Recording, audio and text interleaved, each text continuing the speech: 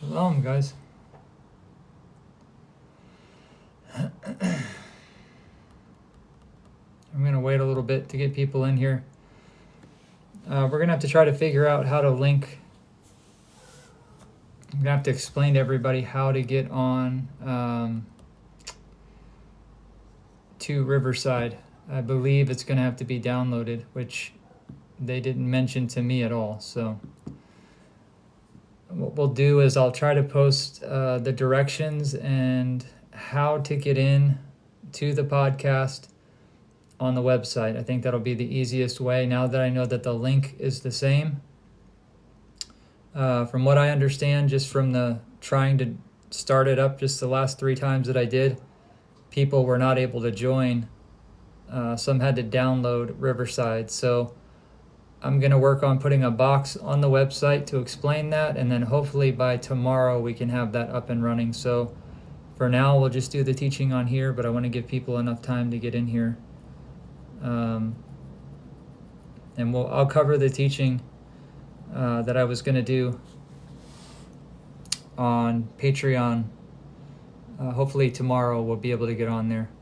And Shabbat Shalom for all that are already in their Shabbat. Sun's not quite down here yet, but it's getting close. We're going to go through quite a bit. We're going to be covering tonight's going to be a little bit more meat.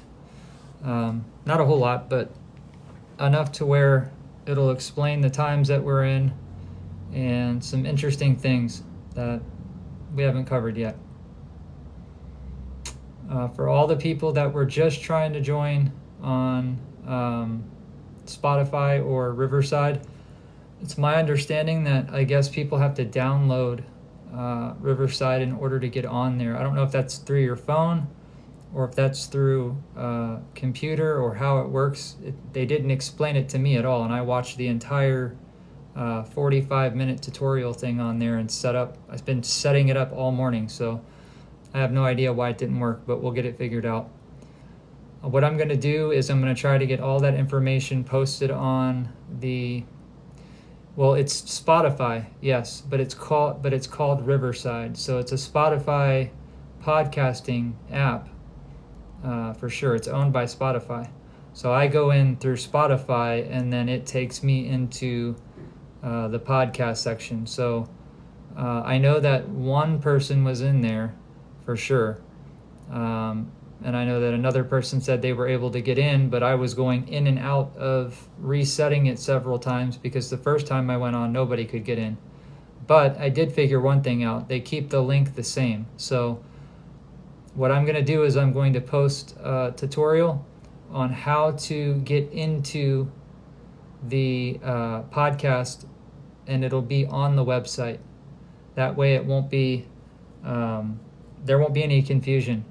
And just so people know, there's going to be separate podcasts. Some of the podcasts are for the Patreon members, and then the other podcast will be for everyone. The one that we were just going to do was for the Patreon members, but nonetheless, I've still got something very interesting that I want to share with you guys. And then once I get done with this, I'll try to get the tutorial put up on the website, or at least figure out how everybody can get on there. Just so everybody knows, it's called Riverside, and it's a Spotify-owned podcast. So from my understanding, somebody just told me they had to download, and I don't know if that means from their cell phone or if that means from like a regular computer. I'm not sure. Again, I watched a 45-minute tutorial, and they mentioned nothing about that. So a little bit irritated with that, but it's okay. Yeah, Riverside.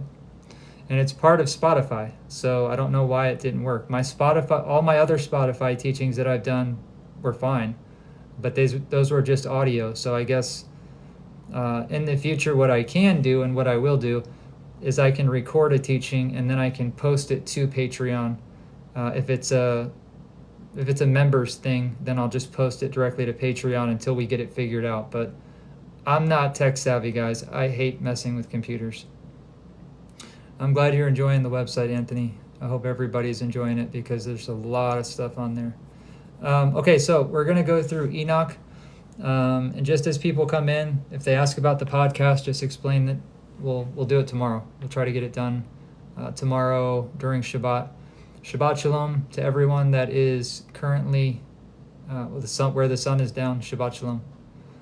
All right, so we're going to start off with Enoch, and we're going to go into Second Ezras. We're going to go into Jasher, Jubilees, quite a few different things, because I want to bring some attention to the book of Enoch, and Enoch, especially Enoch chapter 65, because there's a lot of teachings that are going around where people are saying that there is no such thing as eternal torment. There is no such thing as going to the lake of fire, right? So we're going to go through that, and I'm going to show you, not only did Enoch know this before, hey Pops, good to see you. Not only did Enoch know this before, the prophets knew it, but it's written in your 66 book canon verbatim. So first, I just want to lay some foundational groundwork in a couple different books. Starting off in Genesis chapter 5, and we'll go to verse 22 through 24. It says, "And Enoch walked with Yahweh, and after he begat Methuselah 300 years, and begat sons and daughters. And all the days of Enoch were 365 years. And Enoch walked with Yahweh, and he was not, for Yahweh took him." So in the 66 book canon, it doesn't give us a whole lot of information about who Enoch was, as many of you guys know. However, there is quite a bit of Enoch in the 66 book canon. Good grief. All right, so let's go to Jubilees chapter 4, and I'm going to read verses 16 through, 16 through 26. Jubilees 4, 16 through 26. And it says, "And in the 11th Jubilee, Jared took himself a wife, and her name was Barakah, the daughter of Rujael, and the daughter of his father's brother, in the 4th week of the Jubilee. And she bare him a son in the 5th week, and on the 4th year of the Jubilee. And he called his name Enoch. And he was the first among men that are born on the earth, who learned how to write, and the knowledge and wisdom, and who wrote down the signs of heaven according to their order of their months in a book, that men might know the seasons of the years according to the order of their separate months. And he was the first to write a testimony, and he testified to the sons of men among the generations of the earth, and recounted the weeks of the Jubilees, and made known to them the days of the years, and in the set order of the months, and recounted the Sabbaths of the years, as were made known unto him."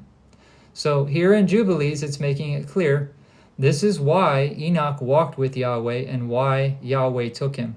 The further we get along in this teaching, I think the clearer it's going to become.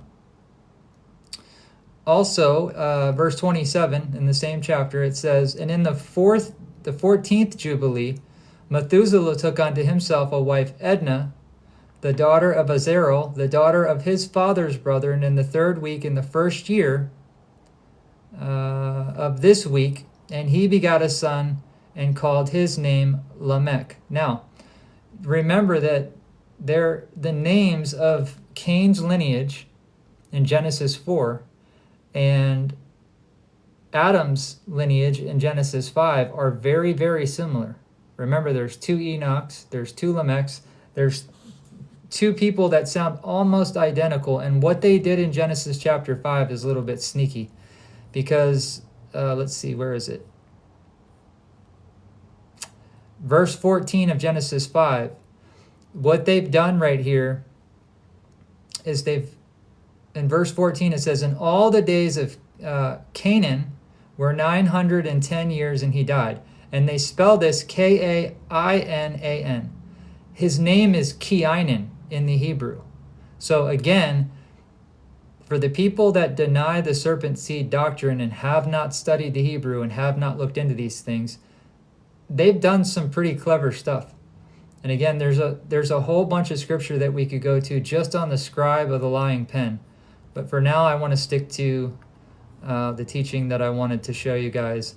All right, so let's go to the book of Jasher, chapter 3, verses 1 through 12.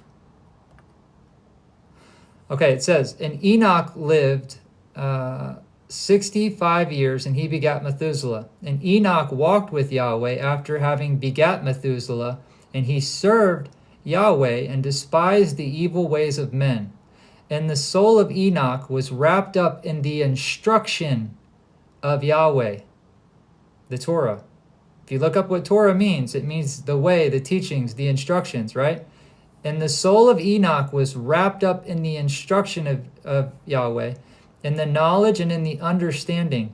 And he wisely retired from the sons of men and secretly hid himself from them for many days. And it was at the expiration of many years, whilst he was serving Yahweh and praying before in his house, that the angel or an angel of Yahweh called upon him from heaven and he said, Here I am. And he said, Rise and go from thy house and from thy place, and where thou doest hide thyself, and appear to the sons of men, in order that thou mayest teach them in the way in which they should go. How many times did you guys hear me read this yesterday? This is all throughout the prophets. Teach them the way in which they should go, and the work in which they must accomplish to enter into the ways of Yahweh.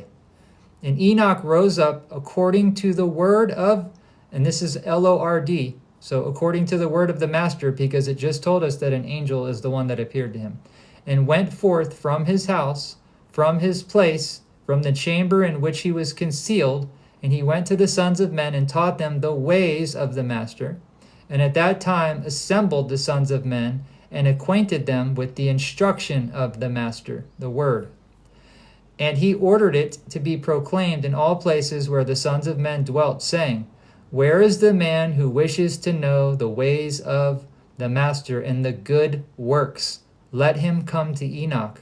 And all the sons of men were assembled to him, for they all desired the thing when they went out to Enoch, and Enoch reigned over the sons of men according to the word of the master.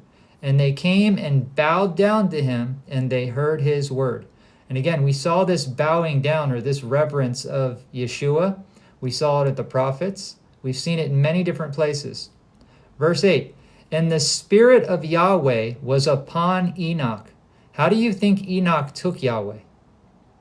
Same way with John, we saw yesterday, John the Baptist had the Spirit in his mother's womb, right? And the Spirit of Yahweh was upon Enoch, and he taught all of his men the wisdom, Yeshua, of Yahweh, and his ways. And the sons of men served the master all the days of Enoch, and they came to hear his wisdom, just like they came to hear the wisdom of Solomon, right? And remember, the Messiah said, Behold, one greater than Jonas is here. Behold, one greater than Solomon is here. Wisdom is the Messiah. And we can do a teaching on that if everybody would like as well. All we have to do is read Sirach 24, Proverbs 8. It's very simple to understand. Verse 9, and all the kings and the sons of men, both first and last, together with their princes and judges, came to Enoch when they heard of his wisdom, and they bowed down to him. And they also required of Enoch to reign over them with one consent. And they assembled in all 130 kings and princes, and they made Enoch king over them all, and they were under his power and command. And Enoch taught the wisdom and knowledge and the ways of Yahweh, and he made peace amongst them, and peace was throughout the whole earth during the life of Enoch. Okay, so this is what people tend to forget. Enoch was taken, or hidden away, I should say. Enoch was hidden away from the sons of men, and nobody knew where he was.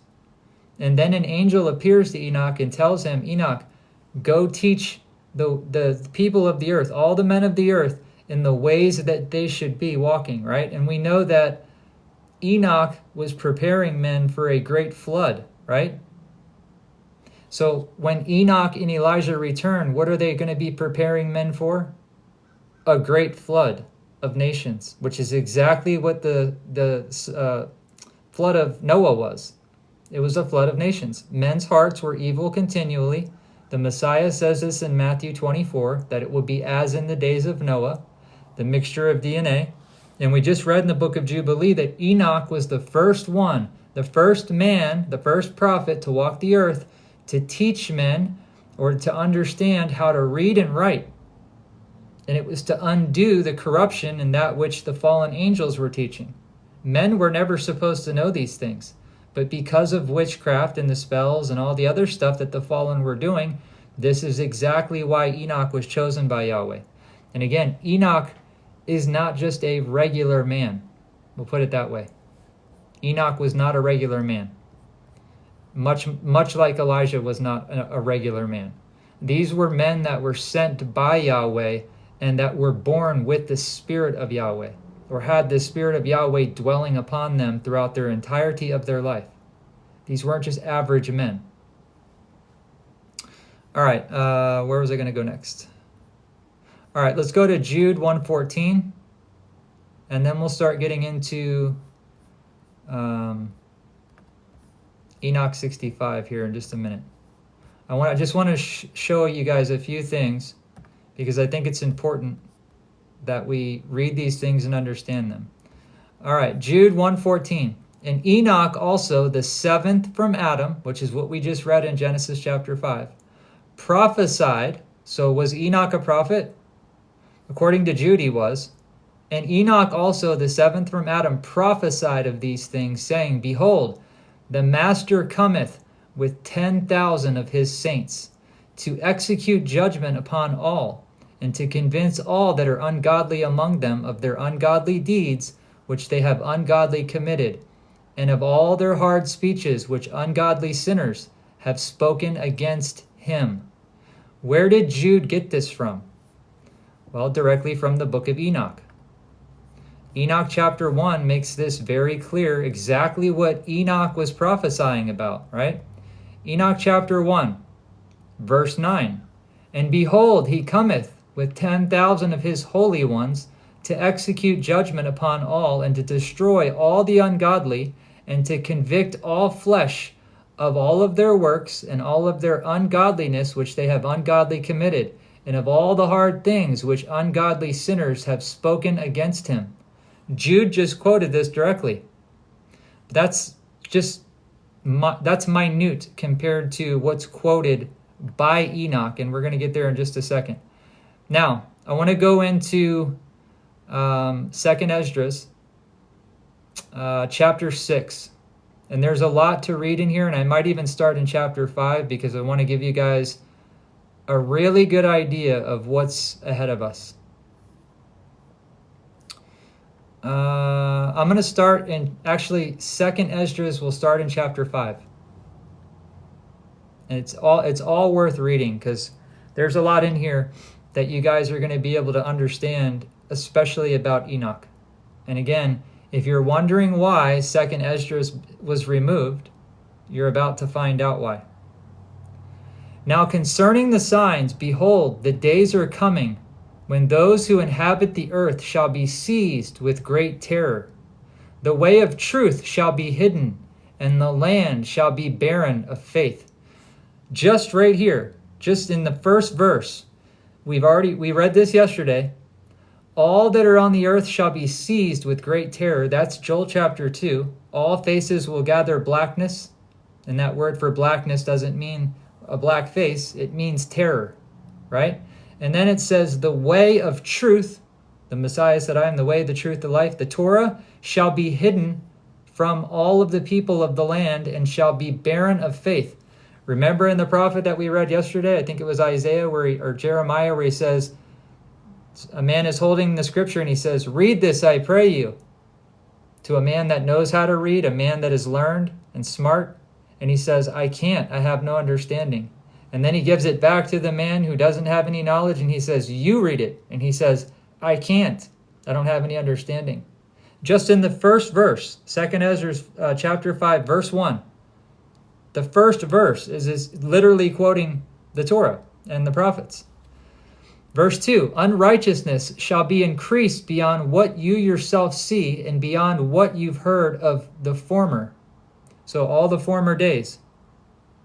Daniel chapter 12, verse 1, when Michael the restrainer is removed, did not our Messiah say the same thing? That evil would be increased? Unrighteousness shall be increased beyond what you yourself see, beyond what you have heard formerly?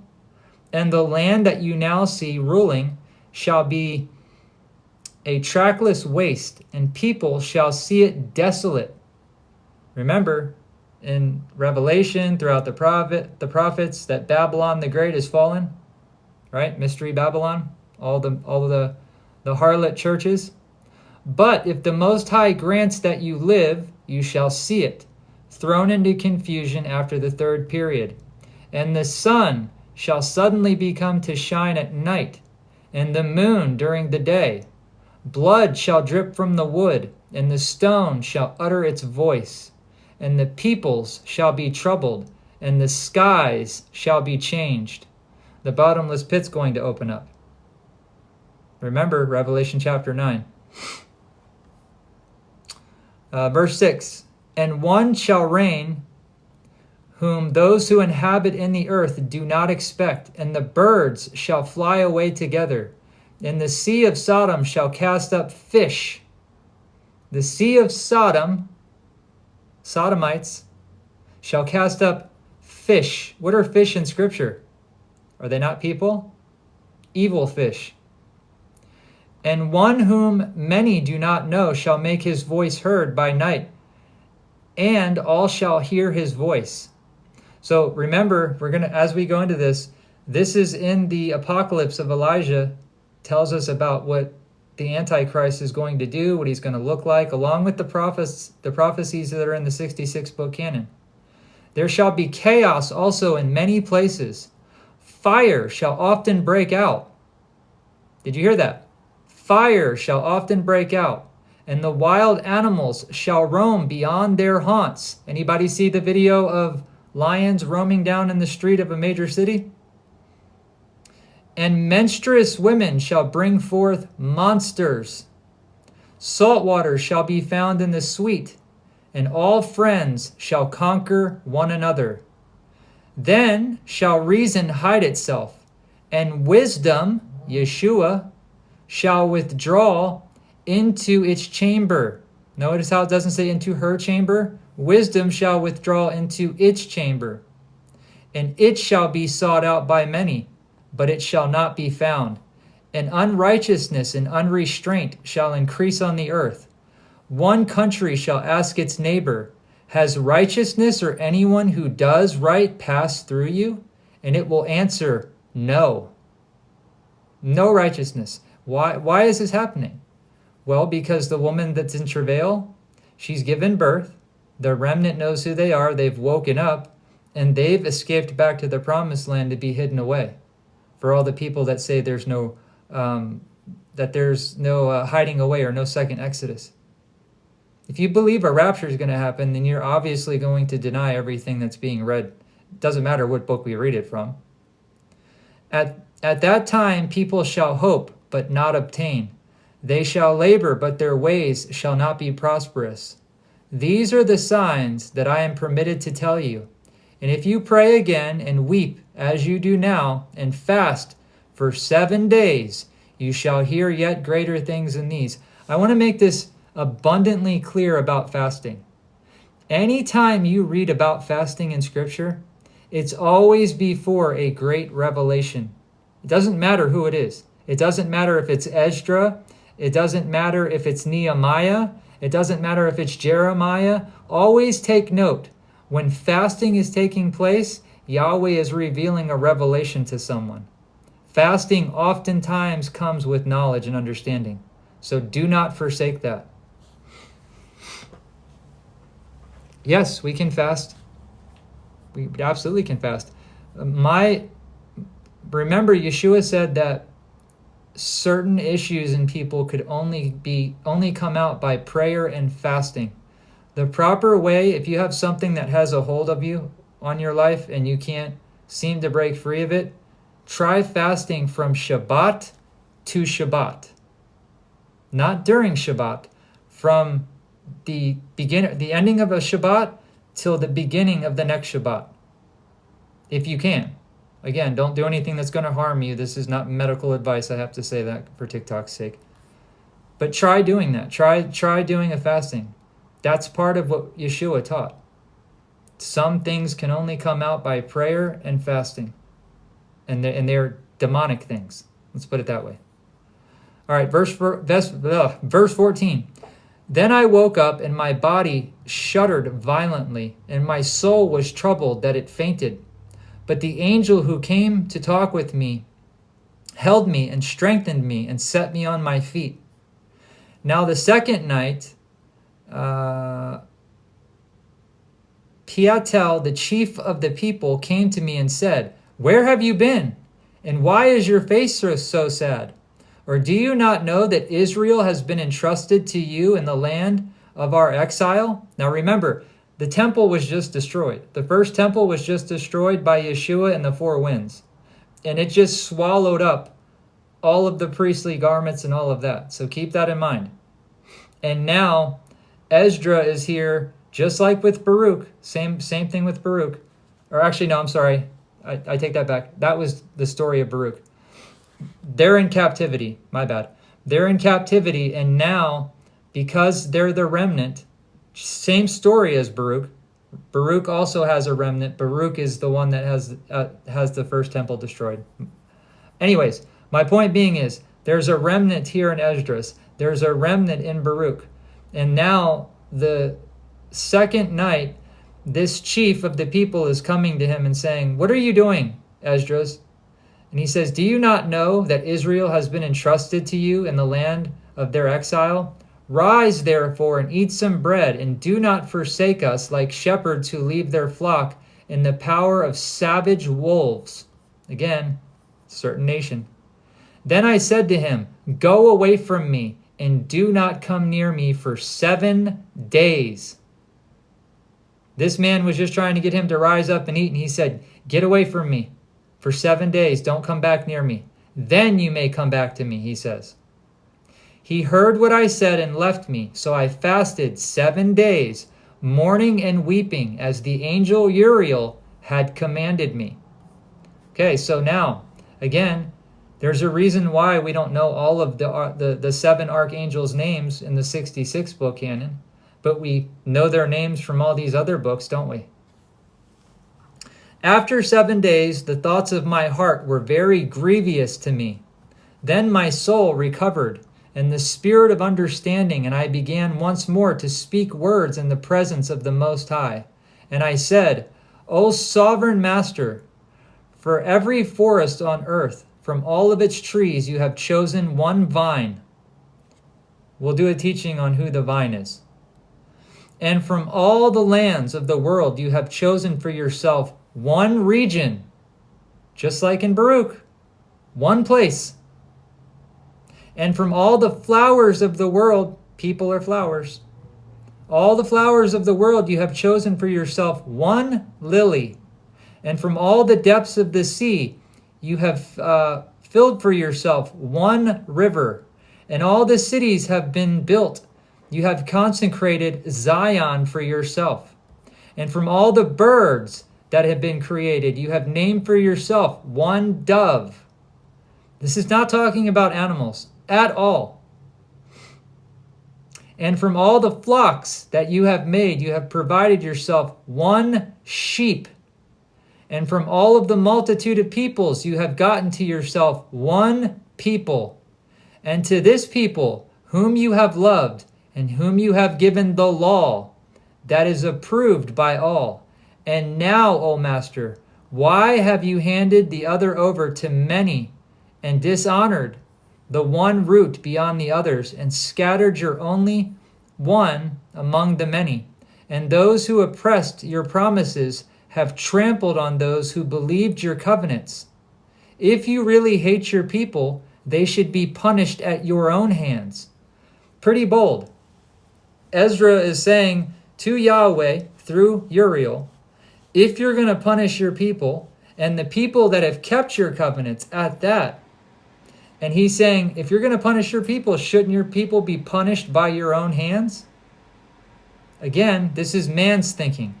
This is the way we think. This is the way that we talk to the Father when we don't understand his ways, right? Remember what we read yesterday. Are not my ways equal, and are not your ways unequal? Verse 31. When I had spoken these words, the angel who had come to me on a previous night was sent to me, Uriel. And he said to me, listen to me, and I will instruct you. Pay attention to me, and I will tell you more. Then I said, speak, my master. He's calling Uriel Lord. Speak, my Lord. And he said to me, are you greatly disturbed in mind over Israel? Or do you love him more than his maker does? Now this angel is going to question. This is Yahweh speaking through Uriel. Now Yahweh is going to question Ezra's thinking. He's asking him, are you disturbed in mind more than me, the one who created Israel? Do you love Israel more than their maker? And I said, no, my master, but because of my grief. This is where we get ourselves in trouble. But because of my grief, I have spoken. For every hour I suffer agonies of my heart, while I strive to understand the way of the Most High, and to search out some part of his judgment. And he said to me, you cannot. You can't understand Yahweh. I mean, you can, don't get me wrong, but you can't search him out. You can't understand his thoughts. His ways are not our ways. You can practice yourself to righteousness, but you're not going to be able to get into the mind of Yahweh, and not all of these things are going to be revealed until Yeshua returns. He said to me, you cannot. And I said, why not, my master? Why then was I born? Or why did my mother's womb become my grave, so that I would not see the travail of Jacob and the exhaustion of my people of Israel? And he said to me, count for me those who have not yet come, and gather for me the scattered raindrops, and make the withered flowers bloom again for me. Open for me the closed chambers, and bring out for me the winds and shut them up, or show me the picture of a voice, and then I will explain to you the travail of which you ask to see. We see this in Job, right? Job's questioning Yahweh, and then Yahweh says, Job, I'm going to demand for you to answer me like a man. Gird up your loins. Get up on your feet. Where were you when I did this? Where were you when I did that? Yahweh is being a little easier on Ezra's here. But again, there's a remnant in Ezra's right now. And what they don't understand is they've been protected by Yahweh because they were keeping the commandments. That's why they're with Ezra's, and that's why he's leading over them. He's a prophet over them right now because there's an angel speaking to him, and he's going to relay this message back to the people. And I said, O sovereign master, who is able to know these things except him whose dwelling is not with mortals? Did you hear that part? Is Yahweh's dwelling with mortals? Has it ever been with mortals? No. That's why the angel Uriel is here speaking to him. As for me, I am without wisdom, and how can I speak concerning the things you have asked of me? And he said to me, just as you cannot do one of the things that were mentioned, so you cannot discover my judgment or the goal of my love that I have promised to my people. And I said, yet, O Master, you have charge over those who are alive at the end. But what will those who live before me, or we ourselves, or those who come after us? And he said unto me, I shall liken my judgment to a circle, just as for those who are last there is no slowness, so for those who are first there is no haste. Then I answered and said, could you not have created at one time those who have been, and those who are, and those who will be? so that you might show your judgment the sooner? Listen very closely to this, guys, because this is super important. He replied and said to me, the creation cannot move faster than the Creator. Neither can the world hold at one time those who have been created in it. Remember the promise that Yahweh made. He made the promise to Abraham that his descendants would be more than the stars of the sky if he could count them, and more than all the sand of the sea. That's a lot of people, right? Imagine, what do we got, 8 billion people on the earth roughly right now? So he's explaining to him, there's no way I could have brought everyone forth at one time. The earth can't contain them, just like the earth can't contain Yahweh. And I said, how have you said to your servant that you will certainly give life at one time to your creation? He's not understanding the first death and given life when we die in the flesh, right? If therefore all creatures will live at one time, and their creation will sustain them, it might even now be able to support all of them at one present time. And he said to me, ask a woman's womb and say to it, if you bear 10 children, why one after another? Request it therefore to produce 10 at one time. So this is his answer to Ezras. Ask a woman who has 10 children in her womb to produce all 10 at once, not one at a time, all 10 at once. It's not possible, right? That's not the way that the woman's womb was designed. That's not the way the Father designed the earth. Verse 7, and said, of course it cannot, but only each in its own time. And he said to me, even so I have given the womb of the earth to those who from time to time are sown in it. For as an infant does not bring forth, and as a woman who has become old does not bring forth any longer, so have I made the same rule for the world that I created. Then I inquired and said, since you have now given me the opportunity, let me speak before you. Is our mother, of whom you have loved, or whom you have told me, still young, or is she now approaching old age? Listen to this. Understand what we're reading. He replied to me, ask a woman who bears a child, and she will tell you. Say to her, why are these whom you have borne recently not like those whom you bore before, but smaller in stature? And she herself will answer you, those born in strength of youth are different from those born during the time of old age, when the womb is failing. Therefore, you also should consider that you and your contemporaries are smaller in stature than those who were before you. That's not just literal. That's both figuratively saying and literal. We are way, way smaller than Adam was, or that anyone before the flood was. And those who come after you will be smaller than you, as born of creation, that already is aging and passing away the strength of youth. Why? What happens over time? Entropy. The angels that hewn down the trees, there's less oxygen. Lifespans have been shortened. Remember Adam living 930 years?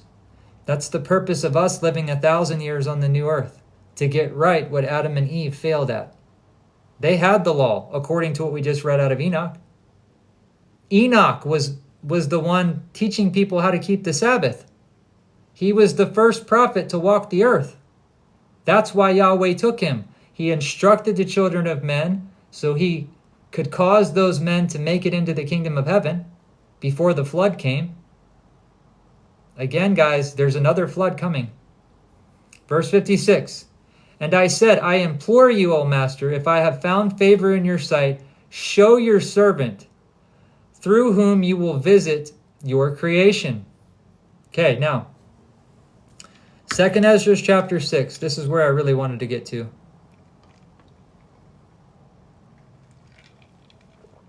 And he said to me, at the beginning of the circle of the earth, before the portals of the world were in place, and before the assembled winds blew, the angels, and before the rumblings of thunder sounded, and before the flashes of lightning shone, and before the foundations of paradise were laid, and before the beautiful flowers were seen, and before the power of the movements were established, and before the innumerable host of angels were gathered together, and before the heights of the air were lifted up, and before the measurements of the firmament were named, and before the footstool of Zion was established, and before the present years were reckoned, and before the imaginations of those who now sin were estranged, and before those who stored up treasures of faith were sealed, then I planted these things, and they were made through me alone, and not through another, just as the end shall come through me alone, and not through another. Understand what he's saying. Again, the very first verse, he said, at the beginning of the circle of the earth, before the portals. You remember the portals in Enoch? 3 on the north, 3 on the east, 3 on the west, 3 on the south. These portals that bring all of these the 4 winds and all of the things that happen on the earth, and why the clouds are the way that they are, and how they hold water, how the angels travel through the lightnings. Stop trusting in science and start trusting in this book. The sooner your eyes are open to the truths of what's written in Enoch, and then you understand prophecy, it's absolutely mind-blowing. It literally does. It explains absolutely everything that you see around you. I answered and said, what will be the dividing of times? And when will be the end of the first age and the beginning of the age that follows? And he said to me, from Abraham to Isaac, because from him were born Jacob and Esau. For Jacob's hand held Esau's heel from the beginning. And let me just make this clear. Yahweh just told Ezras that he has literally witnessed everything before men could even sin and were estranged from becoming sinners, and before the treasuries of faith were sealed, that he planned all of these things alone. So the people that say, well, all of this was a thought in Yahweh's mind, yes, it all was a thought, but it all also came to be created. So you can't say, well, the Messiah was just a thought in Yahweh's mind until he was born in Mary's womb. No. He was named with Yahweh before the other angels were created, and he hewn out of Yahweh, the rock. He was hewn out of that rock as the image of the Father, the glory of the Father, and then the Messiah later on hews out 7 other angels that are just like that protect the Father's throne. So Yeshua was entrusted with being the commander or the chief of the armies of heaven. And as we just read, those hosts are called angels in this book. And I answered and said to him, what will be the dividing of times, and when will be the end of the first age? And he said, from Abraham to Isaac, because from him were born Jacob and Esau. For Jacob's hand held Esau's heel from the beginning. Now Esau is the end of this age, and Jacob is the beginning of the age that follows. Question. When Yeshua is in Isaiah chapter 63 and he's staining his raiment, where is he leaving from? Edom. Who's he destroying and trampling in the winepress? Edom. Israel. His twin brother, Jacob's twin brother Esau. And for all the people that say, oh, Esau is the white man, right? And Jacob is the other man. No. Go look up what ruddy means when David is fighting Goliath. It says, like Esau. David was like Esau. And where did our Messiah come from? The loins of David. Now Esau is the end of this age, when Yeshua returns to judge the flesh, and Jacob, the remnant, is the beginning of the age that follows. The beginning of a person is at hand, and the end of a person is the heel. Genesis chapter 3. Seek for nothing else, Ezra, between the heel and the hand, Ezra. Seek for nothing else but truth. I answered and said, O sovereign master, if I have found favor in your sight, show your servant the last of your sign, of which you showed me part of the previous night. And he answered and said to me, Rise to your feet, and you will hear a full resounding voice. And if the place where you are standing is greatly shaken, while the voice is speaking, do not be terrified, because the word concerns the end, and the foundations of the earth will understand. Let me ask you a question. Is this earth alive? Is the earth alive? Everything on the earth that's not been built by men's hands, is it alive? The water, the trees, the grass. And why will the earth shake? Why are the foundations of the earth going to shake? Because they understand what Yahweh is about to show Ezra. That the speech concerns them, the earth. They will tremble and be shaken, for they know that their end must be changed. When I heard this, I got to my feet and I listened, and a voice was speaking, and it sounded like it was the sound of mighty waters. Whole teaching we're going to do on this, the sound of thunder, the sound of water, all of this, so that you guys can understand Yahweh's voice. And it said, the days are coming when I draw near to visit the inhabitants of the earth, just like in Ezekiel's time. Remember when the throne came closer and closer to the earth? And Ezekiel saw that vision, Ezekiel chapters 1 through 3. And there's 4 cherubim angels that are on there, warrior angels that surround that throne, that move so fast that it appears as lightning flashing. And depending on their face is depending on your fate.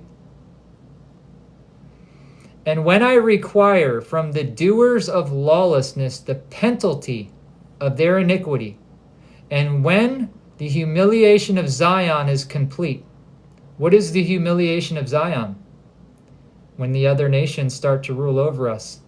When we realize that we're powerless before the nations that are currently here and in every other European country.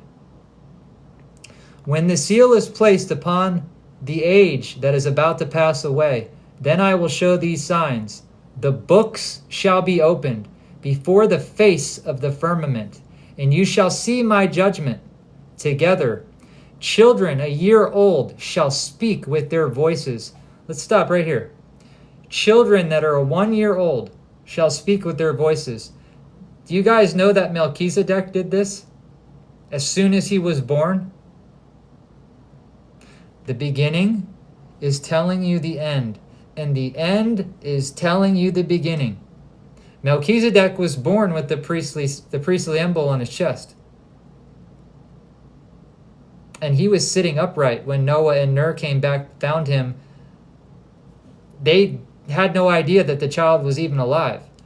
Ner's wife dies of a virgin birth right in front of Noah's brother. They go out to bury her body.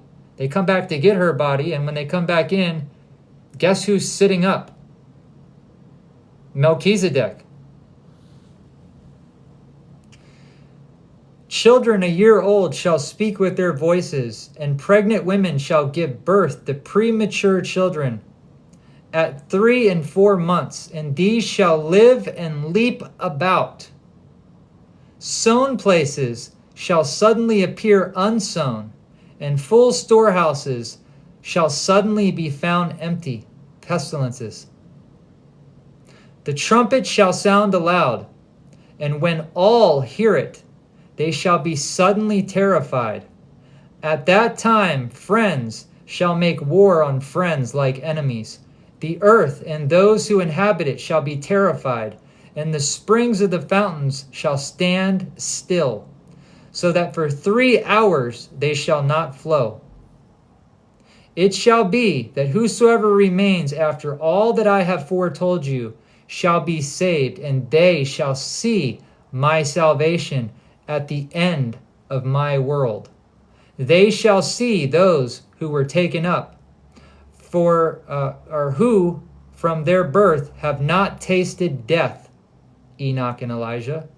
Listen, they shall see those that were taken up, who from their birth have not tasted death, Enoch and Elijah. And the heart of the earth's inhabitants shall be changed and converted to a different spirit. Remember, sin entered the earth. Remember? Not our bodies. Sin entered the world. Evil entered the world. The earth's spirit is going to change. A new heaven, a new earth. That's the veil that's being lifted, people. The spirit of the earth is the reason why people are waking up. It's a veil being removed. For evil shall be blotted out, and deceit shall be quenched.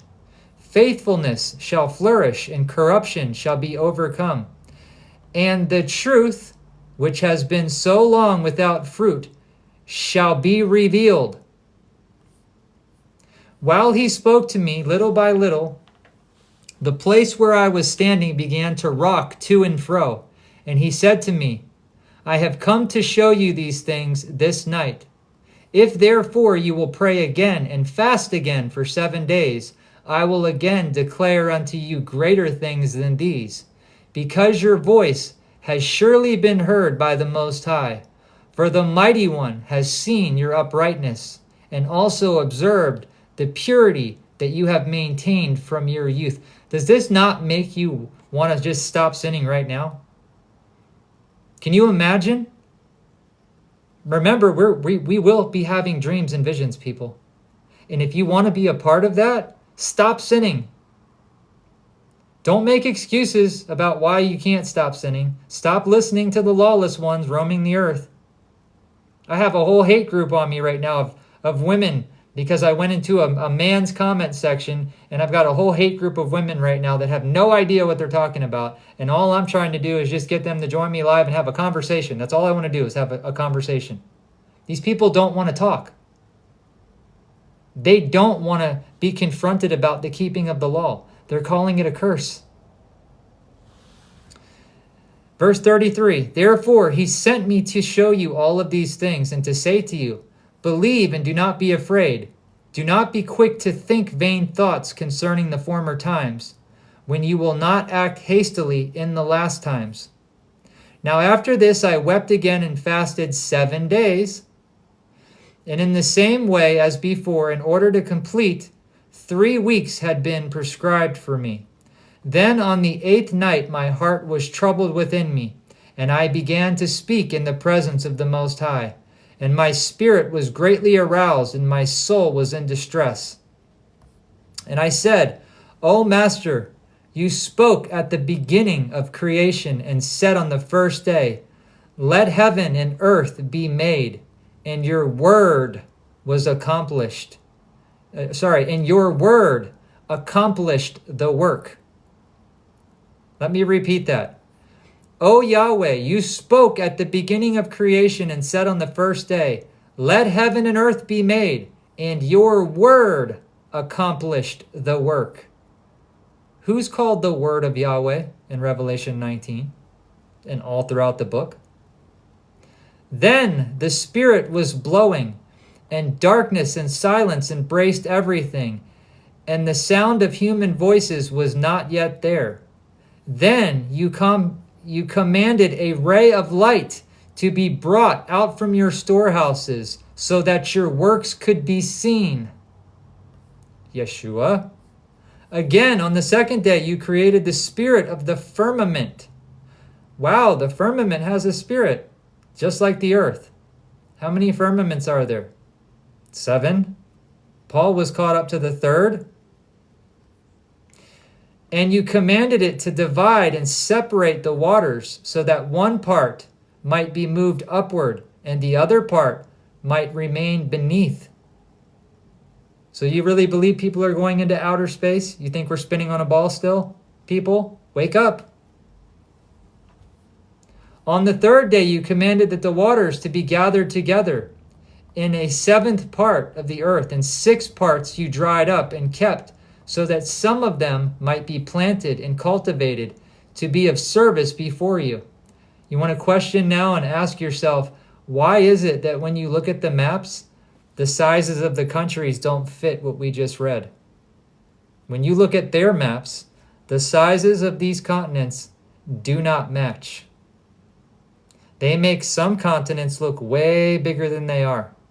And you might want to think about how many different continents would fit in Africa alone.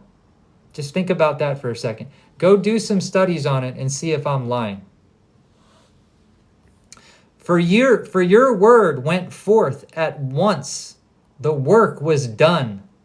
His word went forth at once and the work was done.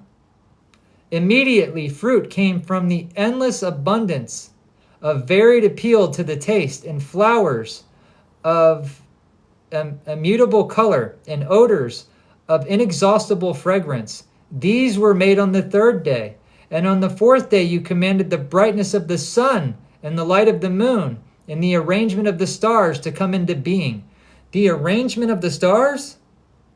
I thought stars fall. I thought if a star were to fall to the earth that it would make the whole earth implode. Science, right? That's what we trust in? You commanded them to serve the human. Oh, hold on. Let's back up a second. On the fourth day, you commanded the brightness of the sun. Remember, a light was already created, his word, that went forth and did everything that his mouth said to do. His hands created the earth, the angels. Listen very closely. On the fourth day, you commanded the brightness of the sun, the light of the moon, and you arranged the arrangement of the stars to come into being, and you commanded them to serve the human who was about to be formed. Are stars balls of gas? Because according to Ezras, Yahweh commanded the stars to serve the human who was about to be formed. Why does Yeshua say, I am the root and offspring of David, the bright and morning star? Because he's the Son of God, people. Not the people that know it, the people that want to argue about it. On the fifth day, you commanded that a seventh part, where the water had been gathered together to bring forth living creatures, birds and fishes, and so it was. The dumb and lifeless water produced living creatures, as it was commanded, so that therefore the nations might declare your wondrous works. Then you kept in existence 2 living creatures that you created. The one you called Behemoth. Listen to what I'm about to say. The one you called Behemoth, and the other you named Leviathan, and you separated one from the other. And for the seventh part, where the water had been gathered together, could not hold them both. And you gave Behemoth one of the parts that had been dried up on the third day to live in it, where there are 1,000 mountains. But Leviathan you gave a seventh part, the watery part, and you have kept them to be eaten by whom you wish and when you wish.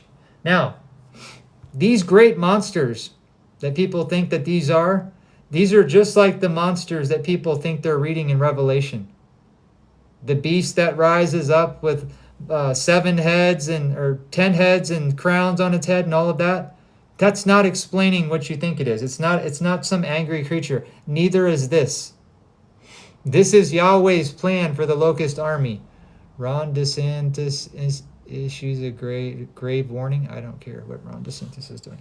All right, listen. So, Leviathan and Behemoth are part of Yahweh's plan. The earth is going to be in travail, and then the people that are on the dry earth are going to be in travail through the locust army.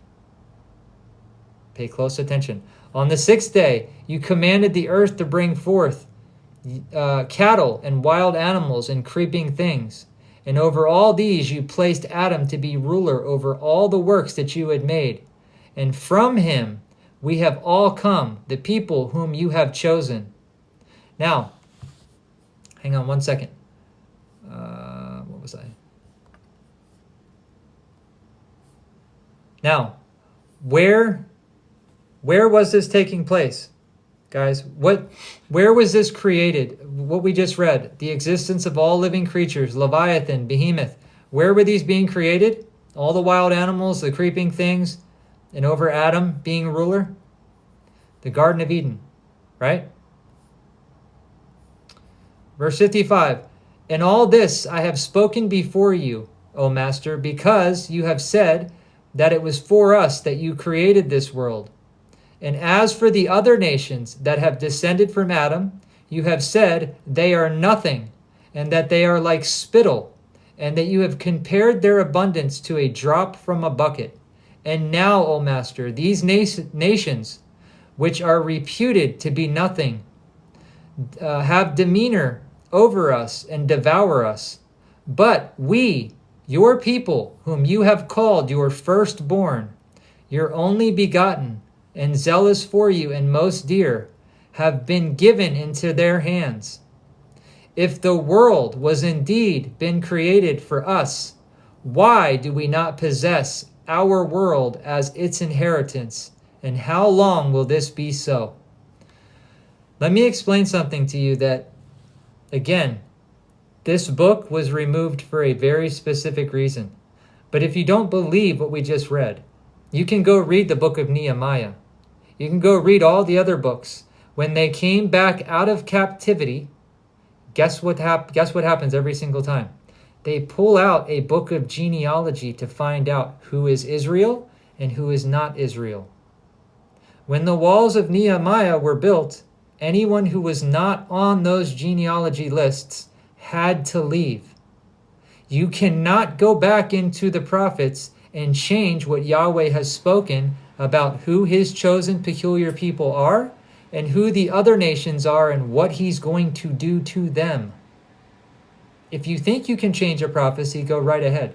This is why I always say to people, if you're going to call somebody names and you yourself don't have a clue what the prophets or the law says, it's best just not to argue with people. And again, I'm not saying this to be boastful. I'm saying this to warn my people, because I'm telling you what's happened to them, what happened to Baruch, is going to happen again. And there are people on here that are preaching their own doctrines. There are people on here that are preaching there's no such thing as hell and eternal torment, and you can break the law all you want, and Yeshua's blood is going to cover you no matter what you do because you're once saved, always saved. Baal priest liars are teaching this stuff. And I don't say that lightly.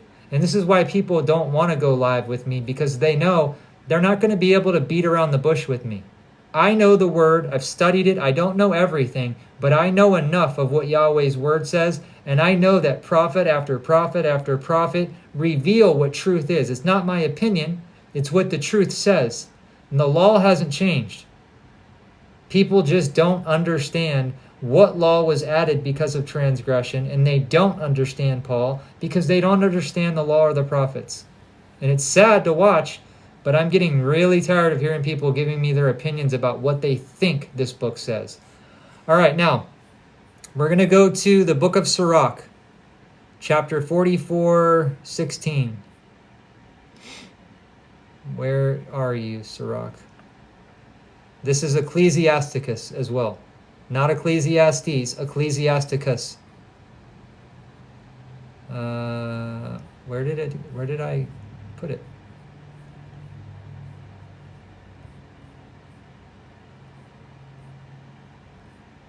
I could have swore I had it open. I'll just have to open it again.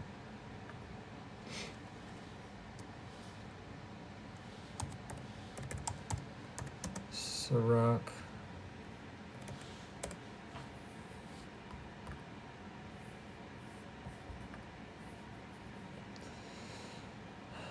(44:16) and 49:14. 44:16 first we'll do. I'm going to start in verse 12, it says, their descendants stand by the covenants, and their children also for their sake. Their offspring will continue forever, and their glory will not be blotted out.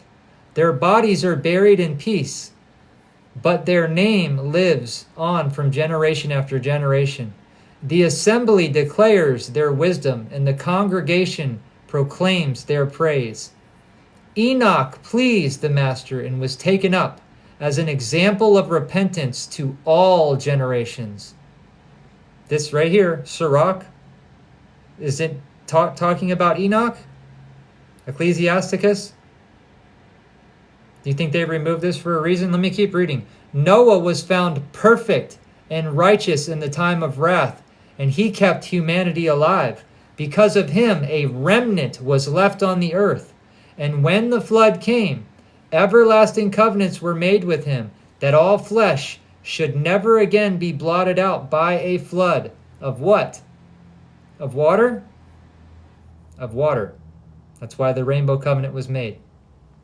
Abraham was a greater father of multitude of nations, and no one has been found like him in glory. He kept the law of the Most High and entered into covenant with him, and he certified the covenant with his flesh. And when he was tested, he proved faithful. So you're going to join into the covenant of Abraham, but you're not going to keep the law of the Most High? Good luck with that. All right, let's go to chapter 49, verse 14. Sirach 49:14.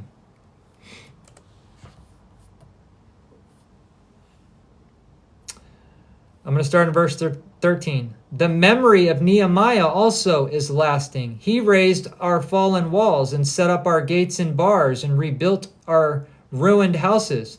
What did Nehemiah set up? Walls and gates? Oh no, but we don't want to go defend our own walls, our own borders, do we? Verse 14.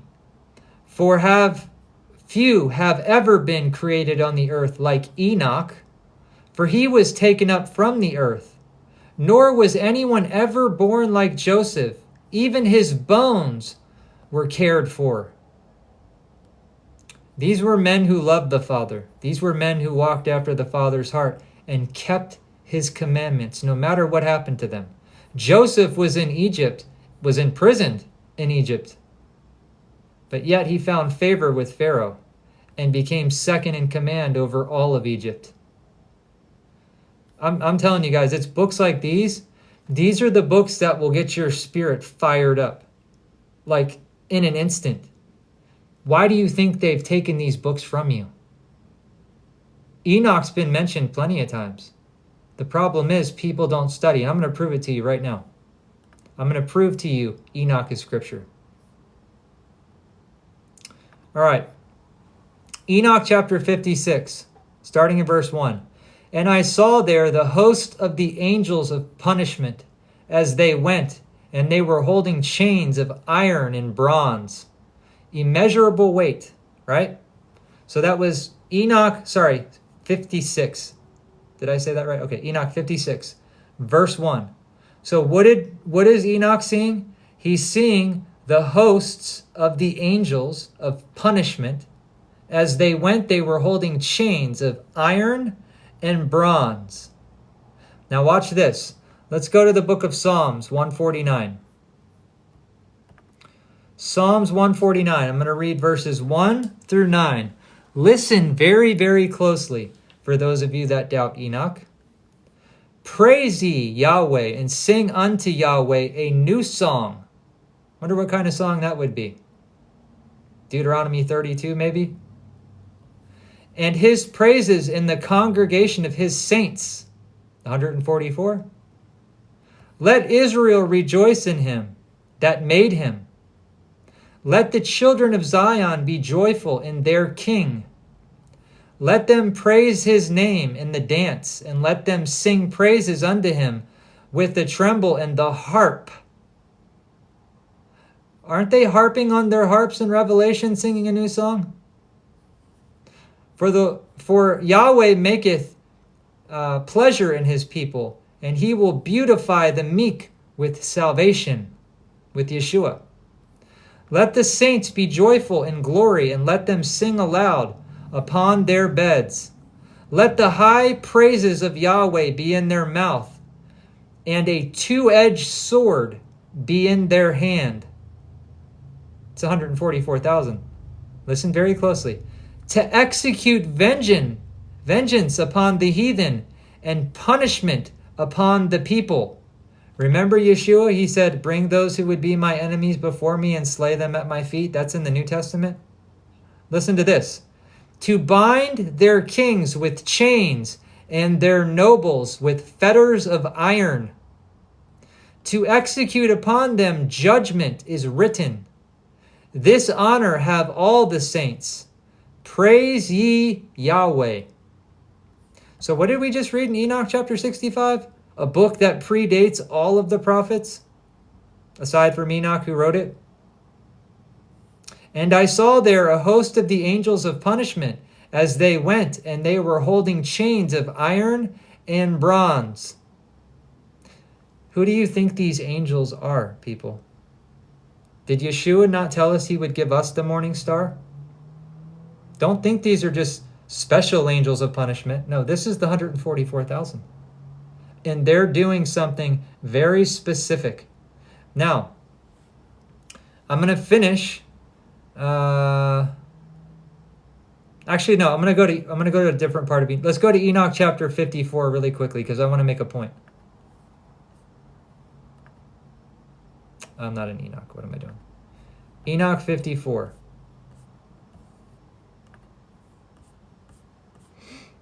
All right. And I looked and I turned to another part of the earth, and there was a deep valley with burning fire, and they brought the kings and the mighty and began to cast them into the deep valley. And there my eyes saw how they made their instruments of iron chains of immeasurable weight. And I asked the angel of peace who went with me, saying, for whom are these chains being prepared? And he said unto me, these are being prepared for the hosts of Azazel. In Leviticus, you know, Azazel. Who's punishing the angels? Didn't Yeshua said that we would judge angels?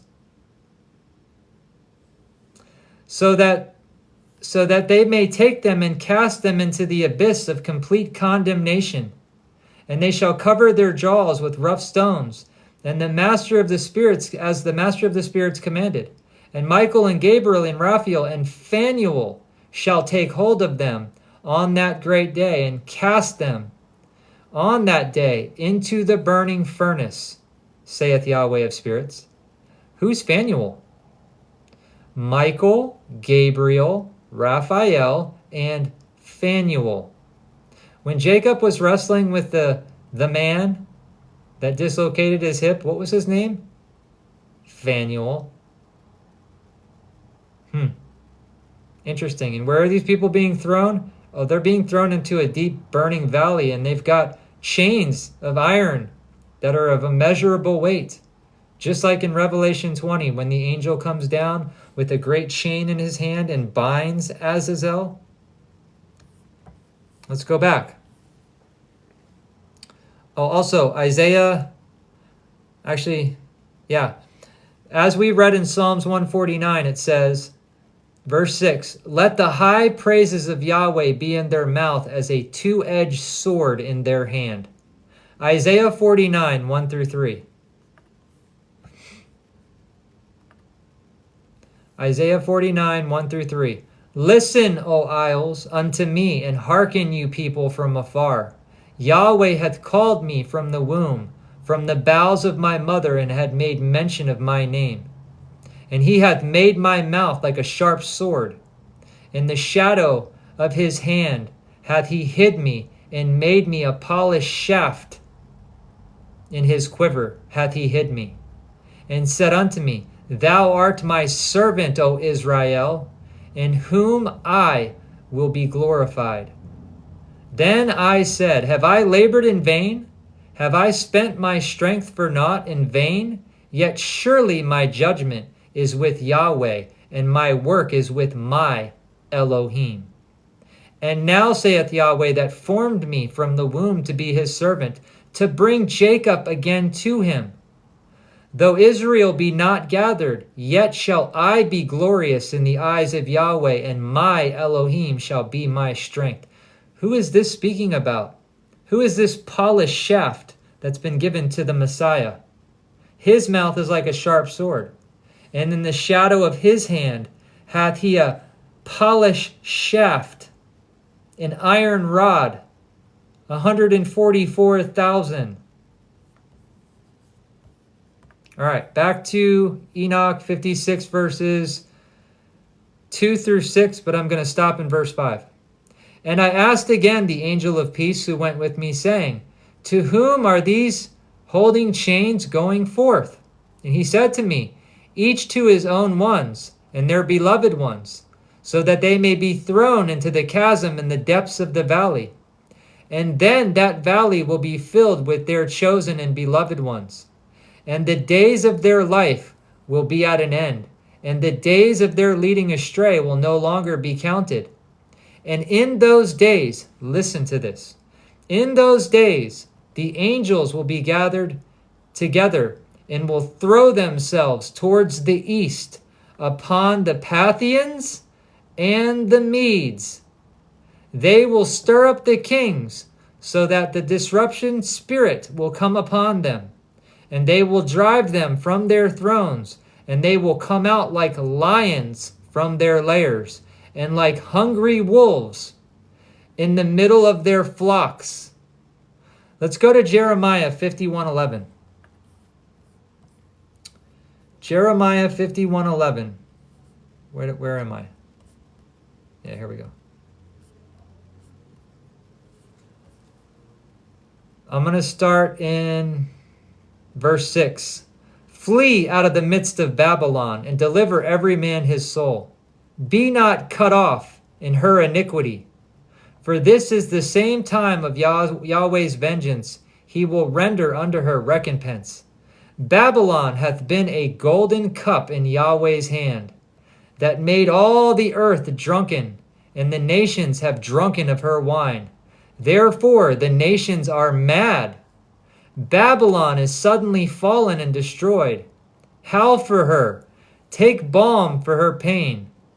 If so, she may need to be healed. We would have healed Babylon, but she is not healed.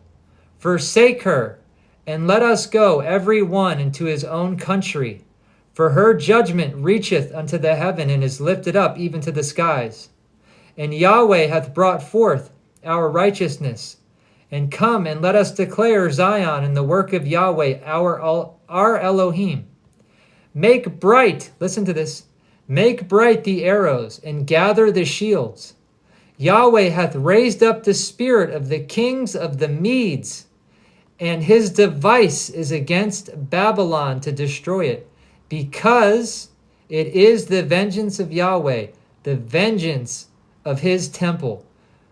What did verse 11 say? Make bright the arrows and gather the shields. Yahweh hath raised up the spirit of the kings of the Medes. How did Enoch know this? Let's read that again. Enoch 56 verse 5. And in those days the angels will gather together and throw themselves towards the east. We're the west. Where are they throwing themselves? Towards the east. And then what happens? Upon the Parthians and the Medes. What did we just read in Jeremiah 51:11? Yahweh is going to cause the spirits to be stirred up. How? The same way he does everything else. The angels. Verse 6. And they will go up and trample on the land of my chosen ones. And the land of my chosen ones will become before them a trampling ground and a beaten track. Well, let's see if that's in Scripture. Jeremiah chapter 2, 15 through 17. The young lions roared upon him and yelled, and they made his land waste, and his cities are burned without inhabitant. And also the children of Nope and of Talpanes have broken the crown of thy head. Hast thou not procured thyself, and hast thou not forsaken Yahweh thy Elohim when he led thee by the way?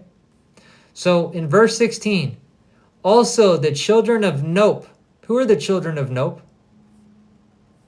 Strong's H5297. Nope, the capital of Upper Egypt. Who's coming out of there? According to Mr. Musk? Well, perhaps a new god. This is Memphis. Memphis, the capital of Egypt. Back to Enoch, verse 7. But the city of my righteous ones shall be a hindrance to their horses, the northern army. And they will stir up the slaughter amongst themselves, between two particular mountain ranges. And their own right hand will be strong against them. And a man will not admit to knowing his neighbor, and a brother nor to his son or his father or his mother, until their death and their corpses be enough, and their punishment, it will not be in vain. Now, maybe people will start to understand why Yahweh is going to judge these nations, because he knows, just like with Cain, when Yahweh asked him, if you do well, shall you not be accepted? Question, did Cain do well? No, he unalived his brother. Who do you think this is talking about, people? Verse 8, and in those days Sheol will open its mouth, and they will sink into their destruction. Sheol will swallow up the sinners in front of the faces of the chosen. Where's your rapture at? Where's the rapture going to be? When the Messiah says, depart from me, where are you going to go? You going to float up in the sky? Proverbs 29:16. Then the wicked are multiplied. Transgression increaseth, but the righteous shall see their fall. Solomon's quoting the book of Enoch. Jeremiah is quoting the book of Enoch. Psalms, our Messiah, Psalms 149, quoted the book of Enoch and the punishment of these angels, and that men would judge angels, men that have been given the morning star. So again, that's just one short chapter of Enoch, Enoch 56. What I don't understand is why people are still struggling with this, though. Why people are saying it's not Scripture, it's not Scripture. Maybe it's not. But let's see if there's a lake of fire, according to the 66 book canon.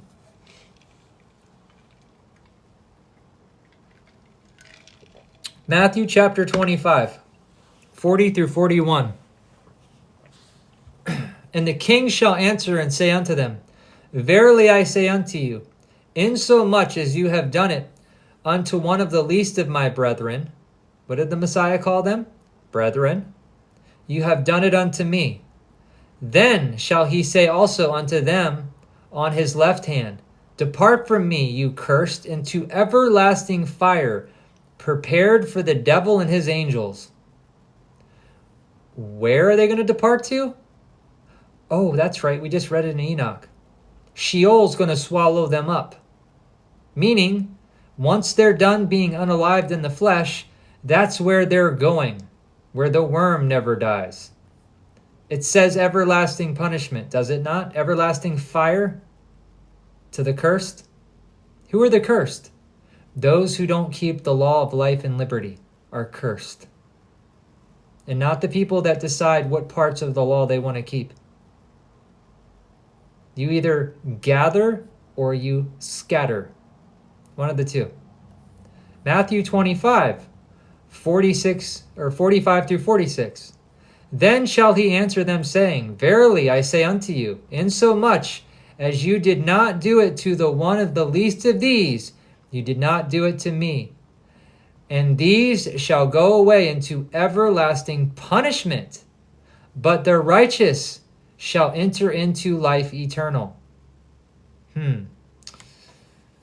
Pretty sure the Messiah taught about a place of fiery judgment. Matthew 13, chapter 13, verses 40 through 43. As therefore the tares are gathered and burned in the fire, so shall it be at the end of this world. The Son of Man shall send forth his angels, and shall gather out of his kingdom all things that offend, and all of those who do iniquity, and shall cast them into a furnace of fire. There shall be wailing and gnashing of teeth.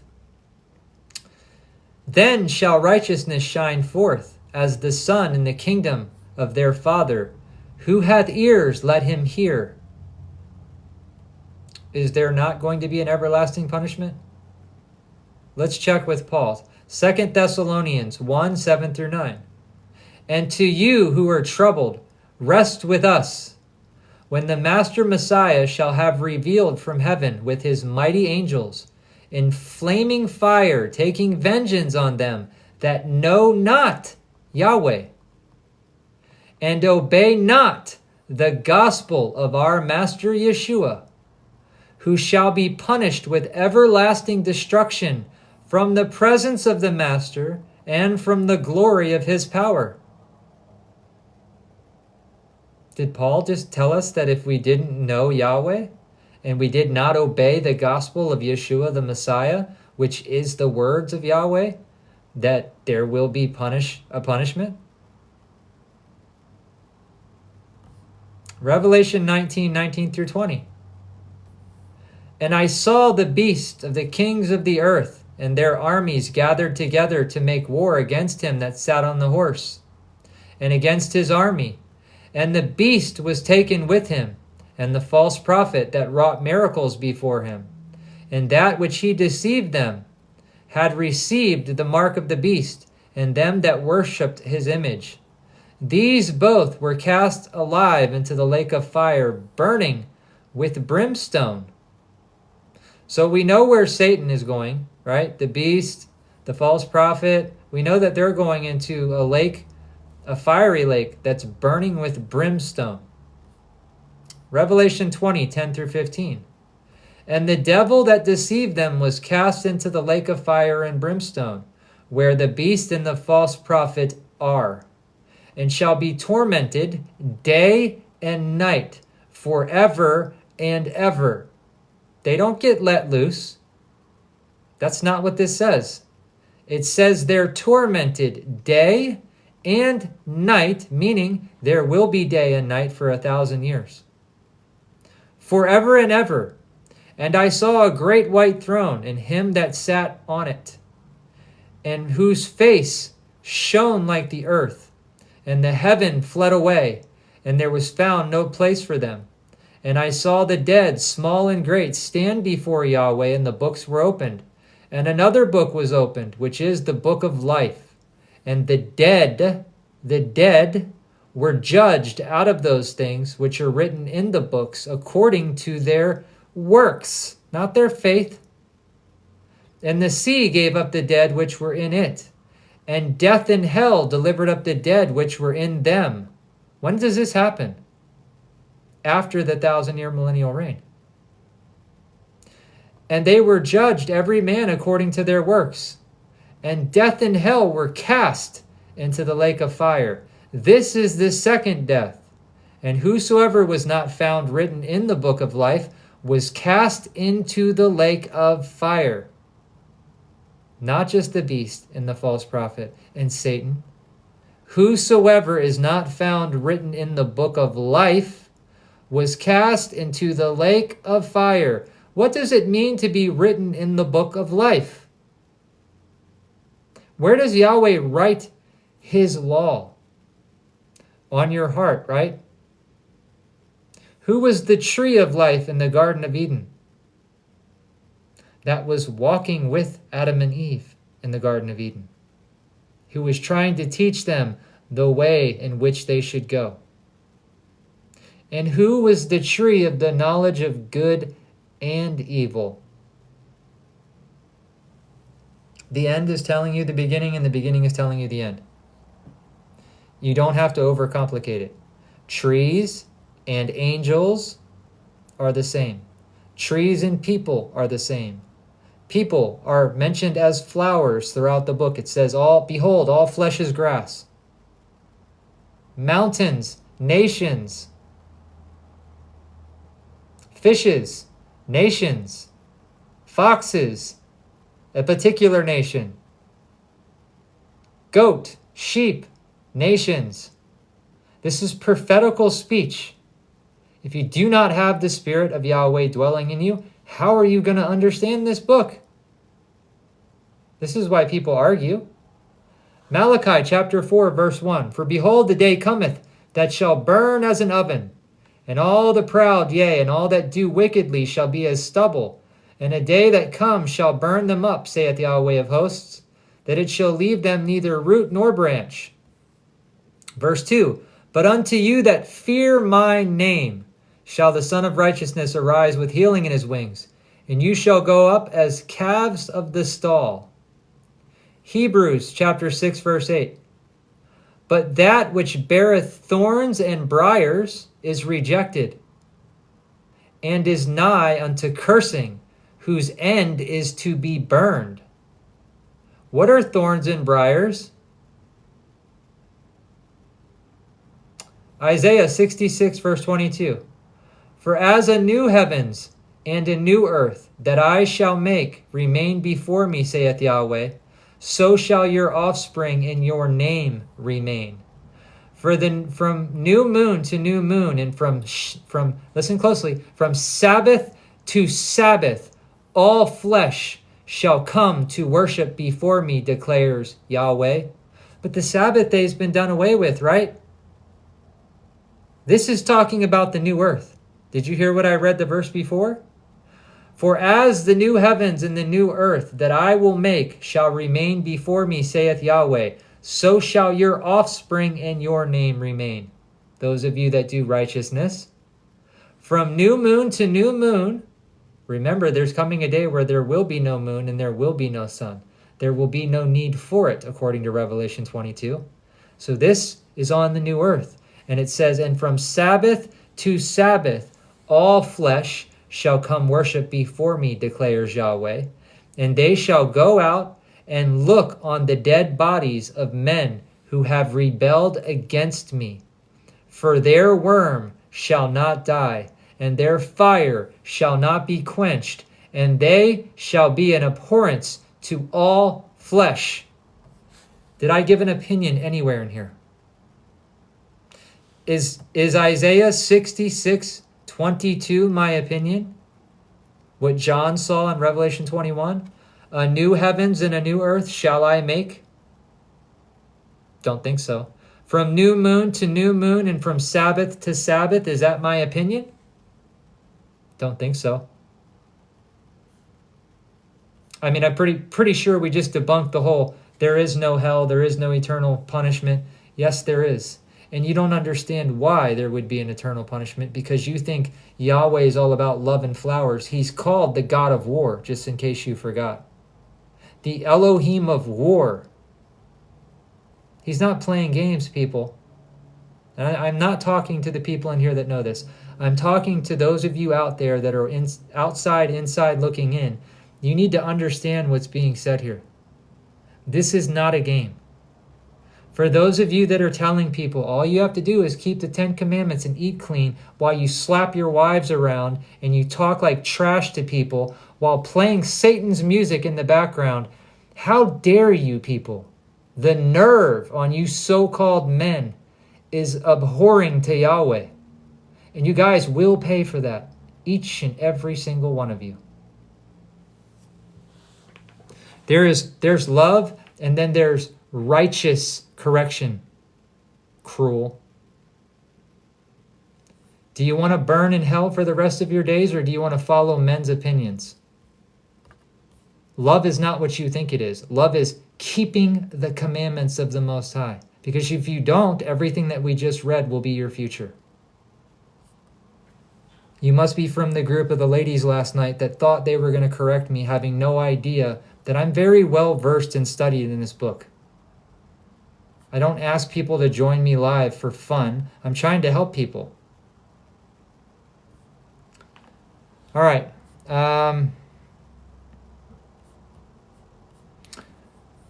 That's all I'm going to cover in Enoch for tonight, because we finished the fiery judgment. I'm going to try my very best tonight to get the podcast information linked to the website. I'm going to try. I already did a test run. This is why I don't understand it. I did a test run on it because you can start the podcast, and then I went from my phone into the podcast and was watching it from my phone, and I didn't have to sign up for anything. So, but one thing I did notice is with Riverside, which is what it's called, I can only use it through Google Chrome. So if you don't have Google Chrome, that could be part of the problem. I'm not sure. I can't use like Safari or any other browser. I have to open up Google Chrome in order to make it work. So if I cannot get that to work, then I'm just going to cancel it and I'll find a different one. I can, however, link my Patreon to my YouTube, and I can pick and choose. I can set the settings on my YouTube page as far as who can view it and who cannot. So there is a way for me to continue to do teachings. I wanted to do the teaching and post that on Patreon for the Patreon people because I know you guys have been waiting, but again, I don't think it matters where you guys hear it. If you hear it here, if you hear it there, it doesn't really matter as long as you're hearing it. And I have other things coming. We're going to start posting deep articles on there, just like that are on the website, but we're going to cover questions that you guys have been asking in great detail on Patreon. We're also going to be trying to wrap up the Return of the Watchers, the third part, so that we can move on to the next one, because all three of those have been a learning curve. I'll put it that way. It's been a really good learning curve for me to figure out how things work, but we're trying to get that wrapped up and done so that we can put many different teachings out in many different ways, so people can learn maybe from watching a documentary. Maybe you learn from direct teaching from precept to precept. Maybe you'll learn something from a podcast when you've got two people having a conversation, going through scripture, and just people asking questions. And then we go into the scripture and we answer the questions with the scripture and not opinions like everybody else is doing. So that's my goal. For all the people that are supporting on Patreon, thank you guys. You guys are making all of this possible. The website, the ability for us to continue on finding new ways to help people learn. Again, I'm going to say this. I've said it for a long time. My goal is to reach the lost sheep. I love all of you guys that come in here. Do not get me wrong. It's the reason why I decided to come on here and do this teaching. I normally wouldn't have gone into that, which we could have went way deeper into Enoch. Enoch is a beautiful book. But I normally wouldn't have went into Ezras and all that other stuff. But I think it's time that people start hearing certain parts of it, right? And what we went through in Ezras, go listen to 2nd Ezras. You can go to my website if you don't want to look on YouTube. Go to my website and go into Apocrypha, the Apocrypha section, and it'll give you the links to all of the audio versions of all these books that we're going through. You can listen to the links right off of YouTube. All of them. Every single book that we've gone through or that we've mentioned is on there. All of the Apocrypha, all the other books that they've removed, Enoch, Jasher, Jubilees, all those books are there. So it's there for people that don't necessarily know where to find them on YouTube. All of those things are linked. Not only is it the audio teachings, but you also have PDF versions that you can study from. And if I can find a way where you guys can download it, I'll work on that. But again, my whole goal is to get as many people to see and understand, but also you guys have to understand my perspective. As a teacher, I want to be very careful how I'm presenting information and knowledge. To some of you that have been here for years, when I go into the meat of Scripture, it's edifying to you. But remember when you first were learning how overwhelming it was. And I don't want to do that to anyone. I don't know who's in here. That's my problem. That's why I was going to do the podcast earlier, because I know the people that are on Patreon are people that have been following for a long time. And I know that you guys have enough knowledge to where I could have done a deep teaching and you guys would have been okay with that. But I have to be careful what I do on these because of the people that are out there arguing and all of that stuff. I know why they're there, but it's the people that are stuck in the crosshairs that I'm worried about. Those people that are stumbling over these other groups and these other teachers that are scholars and experts and all this other nonsense, yet they don't even know the basic principles and oracles of the Most High. That's sad. It's truly sad. It's heartbreaking that people think that they're experts when they've read a fraction of the book. They only read the very end of it, a fraction of it, instead of understanding all of it.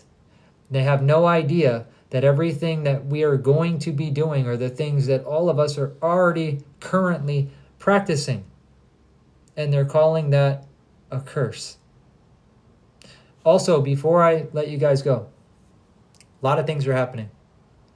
You guys need to pay attention. I said this earlier. What's happening right now with tariffs and all of that has nothing to do with the stuff that's being imported into the country that starts with an F. It's nothing to do with that. I know that firsthand. Not from selling it. I'm just saying, I know firsthand as somebody who's been in a major accident how difficult it is to get things that I need when I'm in pain. They're making it nearly impossible for people that get an amputation or people that have had major surgeries done, right? They make it nearly impossible for those people like myself to get treated for any type of pain. I know more people that have ended their lives because they cannot get treated. People that have been in the military, all kinds of stuff. So don't let them fool you for 1 second into believing that this is about the stuff that's coming into the country. It's not. This is about starting conflict all over the world so that everything that we've been teaching you can come to pass. These nations are getting angry, in case you guys haven't noticed. They're starting to rise up and they're starting to get very upset. So you guys better pay very close attention to what's happening. Prophecy is your map. These prophets told us all this stuff is going to happen. Everything that I'm seeing, it's not a surprise because it's already been written in here and it's going to happen. Everything's been set up and they're going to be ushering in the Antichrist. And no, it is not Trump. It's not Trump, people. Listen, the Antichrist has to be a multi-nation person. It's not him. I know there's a guy on here that teaches it's him and all this other stuff. If you're going to believe something, you should believe what the prophets say about him and what he's going to look like, what he's going to do, that he's going to fool the whole world. You have to understand that Satan is clever. Satan's been setting this trap for a long time. If you read about what the Antichrist is going to do, I just posted a teaching on it. If you go back and you watch that and you do your own studies, you'll find out very quickly you're falling right into the trap of like the Christians that believe there's a third temple that's going to be built. Guys, just because Trump was given a crown by some people claiming to be Israel who aren't, doesn't make him anything.